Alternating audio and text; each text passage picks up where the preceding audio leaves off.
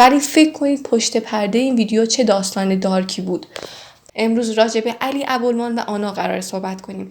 تیک تاکری که براشون اتفاق عجیب و غریبی افتاده. داستان امروز ما یکم غمگینه. خیلی از ما حسرت زندگی یوتیوبرها، تیک تاکرها یا بلاگرها رو میخوریم و میخوایم که جای اونا باشیم. ولی خب به نظر من این خیلی اشتباهه که ما حسرت زندگی اینا رو میخوریم. چرا؟ چون امروز یک داستان غمگینی رو میخوام براتون تعریف کنم که گول زندگی اینا رو هیچ وقت نخورید. یه زوج عاشق، آنای 28 ساله و علی 29 ساله. آنا از پدر مادر فیلیپینی بود و علی هم از پدر مادر فلسطینی. اینا توی دو جای مختلفی به دنیا اومده بودن. کلاً هم عقایدشون با هم دیگه فرق میکرد. علی توی پایگاه نظامی بزرگ شده بود و آنا هم یه خانواده خیلی اوپن مایند بزرگ شده بود. طرز این فکر این دوتا عاشق با هم فرق میکرد، ولی اینا دیوانه‌وار همدیگر رو دوست داشتن. از این اتفاق علی عاشق این بودش که اینفلوئنسر بشه، بازیگر بشه و معروف بشه. از بچگی دوست داشته که مورد توجه قرار بگیره. چیکار میکنه؟ میاد یک اکانت تیک تاک میزنه.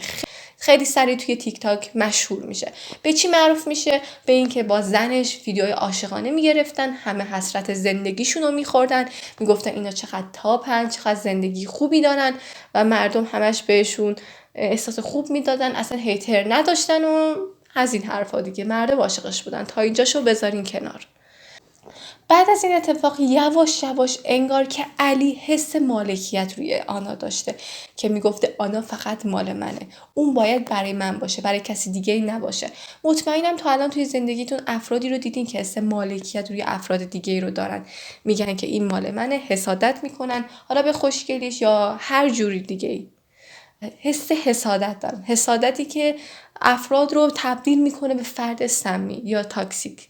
علی یواش یواش اخلاقش داشت عوض میشد. جوری شده بودش که انقدر حس مالکیت به این دختر آنا داشت، اجازه نمیداد که آناش وقتش رو با دوستاش بگذرونه. میگفتش تو باید بیای با من ویدیوهای تیک تاکی بگیریم. ما باید واسه تیک تاکمون تلاش کنیم، نه اینکه تو بری با دوستات بیرون و پارتی و از این حرفا، نه اینکه مختلط با دوستاش دخترونه. این حقم بهش نمیداد. اگرم یه جای اجازه میداد، انقدر که علی بهش زنگ میزد، آنا مدام در حال لوکیشن فرستادن، عکس فرستادن که من کجام و دارم چی کار میکنم. هر جور شده اطاعت میکرد. آنا خیلی علی رو دوست داشت، به خاطر همین بودش که هر کاری که میکرد مثلا سعی میکرد که اونو راضی نگه داره.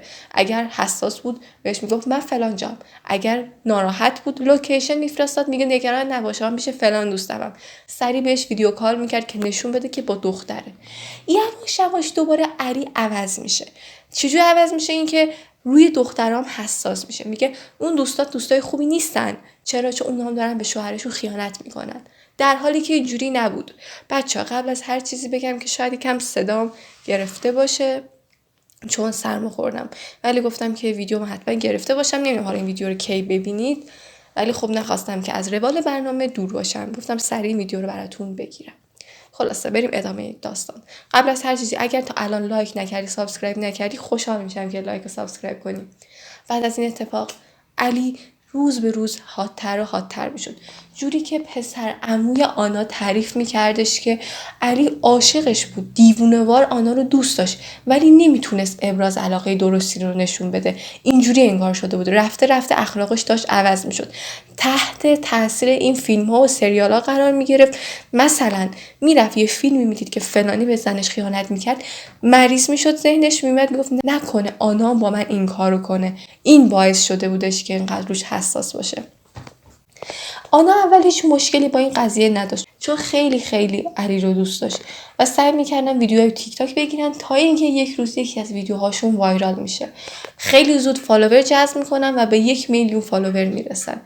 یواش یواش علی حادتر و حادتر میشده، جوری که فقط کوکائین مصرف میکرده، شبا مست میکرده و اصلا روال عادی ذهنش رو از دست داده بود. یعنی دیگه ثابت نبود. صبح یه خلق و خوی داشت، شبا هم یک خلق و خوی دیگه ای داشت. کم کم آنا از علی سرد میشه، چون دیگه این روال عادی رو نداشت و چیکار میکنه؟ میگه من میخوام از تو جدا بشم. علی اینو قبول نمیکنه. میگه اگر میخوای میتونه به مدت چند روز از من دور باشی، یا آپارتمان برات میخرم و تو اونجا زندگی کنی، ولی من اجازه نمیدم که از هم جدا بشیم. اینو فراموش کردم بگم، علی و آنا یه دختر داشتن. یه دختر 7 ساله. و اینکه خب این جای داستان رو بذارین کنارشون زیاد مهم نیستش. واسه آنا و دخترش یه آپارتمان میگیره و میگه شما اینجا زندگی کنید، بعد از چند مدت که آبا از آسیاب افتاد و یکم حال روحی هر دوتامون خوب شد برمیگردیم. اونجا مردم میفهمن که یه اتفاقاتی افتاده. اینا توی ویدیوهاشون زیاد صمیمی نیستن، چون خب ویدیوهاشو سر جاشون بود، ویدیوهاشو میگرفتن. بعد از این اتفاق اون میره توی تبلت دخترشون یک برنامه نصب میکنه که بتونه صدای اونجا رو بشنوه، صدای اون خونه رو بشنوه. البته یه روزی که داشته صدا رو گوش میکرده احساس کرده یک صدای یک مرد میاد. فکر کنید علی که اینقدر حس مالکیت روی این دختر آنا داشته چقدر اون لحظه عصبانی میشه. سریع با ماشینش میره سمت خونه آنا، کلیدارم داشته. وقتی میرسه اسلحه‌اش رو پر میکنه و به سمت اتاق میره. وقتی در اتاق باز میکنه اول یه شلیک به پیشونی اون پسره میزنه. بعد که میخواسته خودش رو بکشه آنا جلوشو میگیره و میگه این کارو نکن و نمیدونم چه اتفاقی میفته، آنا رو میکشه. قرار بود خودش رو بکشه ولی آنا رو میکشه. اون لحظه از اونجا فرار میکنه میره سوار ماشینش میشه، میره دخترش از مدرسه برمیداره. دخترش تعجب میکنه، میگه چرا باید علی بیاد دنبالم، چرا باید بابام بیاد دنبالم، من که با مامانم زندگی میکنم. خیلی راحت بهش تعریف میکنه، میگه که من یکم مامان اذیت کردم، ما از این به بعد با هم قرار زندگی کنیم. ولی یکم دیگه به پلیس زنگ میزنه، به این پلیس میگه بریم به این لوکیشن و تو این لوکیشن یک قتل انجام شده. پلیسا وقتی میرن اولین مظلومی که بهش شک میکنن علی بوده. علی رو ردیابی میکنن و میرن دستگیرش میکنن. بعد از بازجویی که از علی میکنن خیلی سریع اعتراف میکنه و میگه که آره من کشتم، اگه شما جای من بودین چیکار میکردین؟ اگه شما وقتی میشنیدین که زنتون داره بهتون خیانت میکنه چه کاری رو انجام میدادین؟ من کار خوبی رو انجام دادم. ابتدا نمیخواستم اونو بکشم، من میخواستم خودم رو بکشم، ولی اون جلوی منو گرفت و انقدر عصبانی بودم همچین کاریو کردم. اصلا از این کارش پشیمون نشده بود.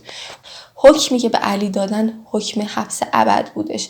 ازش یه بازجویی میکنن، خیلی گریه میکرده، میگفته من عاشق آنا بودم. با روانشناسا که صحبت میکنن میگن آره واقعا علی آنا رو خیلی دوست داره ولی یک نوع بیماری داره مثل آدمای سمی که مطمئنم خیلی از شما دیدینش و میگن که علی هم همچین آدمی بوده.